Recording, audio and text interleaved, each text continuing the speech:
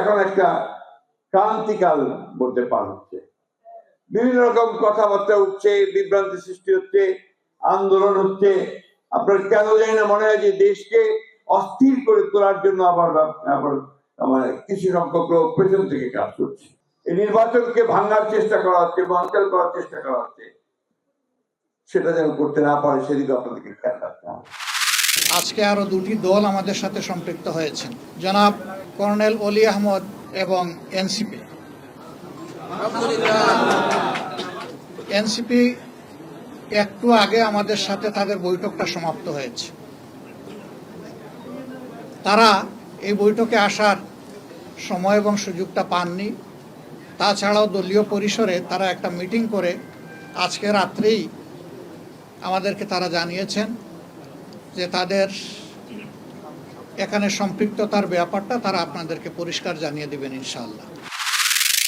এই নির্বাচন সুষ্ঠুভাবে সম্পন্ন করার জন্য, প্রতিযোগিতা পূর্ণ করার জন্য এবং যাতে আধিপত্যবাদী কোনো শক্তি আমাদের এই গণঅভ্যুত্থান পরবর্তী অগ্রযাত্রাকে ঠেকাতে না পারে, সেজন্য আমাদের বৃহত্তর ঐক্য প্রয়োজন।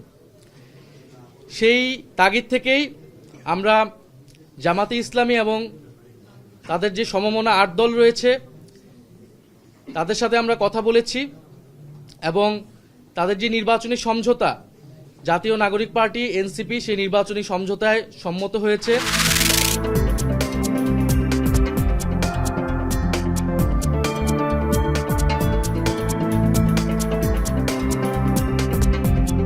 তাদের এই ভাবনার সঙ্গে দ্বিমত পোষণ করে তাদের অনেক নেতৃবৃন্দ দল ছাড়ার ঘোষণা দিয়েছেন। অর্থাৎ মনে হয় যেন তাদের ঘোষিত আদর্শ বা ঘোষিত ভাবনার সঙ্গে তাদের এই নতুন চিন্তা এটা বোধহয় যাচ্ছে না।